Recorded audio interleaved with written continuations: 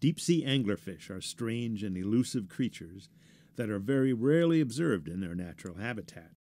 Fewer than half a dozen have ever been captured on film or video by deep-diving research vehicles. This little angler, about 9 centimeters long, is named Melanocetus.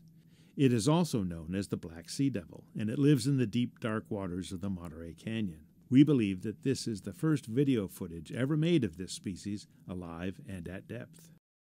Anglers have a remarkable apparatus on their heads, a fishing pole with a luminous lure at the tip, which they use to attract their prey. In the darkness of deep water, they flash the light to attract prey and draw them near the angler's mouth. When a fish or squid swims up, it is quickly inhaled by the angler's huge mouth and trapped by its long, sharp teeth.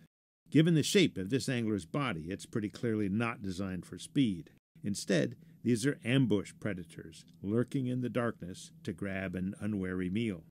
Another thing we can tell from the shape of the body is that this is a female. In this species, the males are much smaller, and they lack the fishing pole and lure. Males are ill-equipped for feeding, and their sole responsibility appears to be to find a female and mate with her as soon as possible. When we came upon this specimen at a depth of about 600 meters, we noted that she has a broken tooth. You can see it on the left side of her lower jaw. We have no idea whether it will be replaced by another after it falls off. So far as we know, there is no tooth fairy in the deep ocean. You can see that the eyes of this angler are quite small. In their dark habitat, anglerfish rely more on feeling the movements of other animals in the water around them than on vision.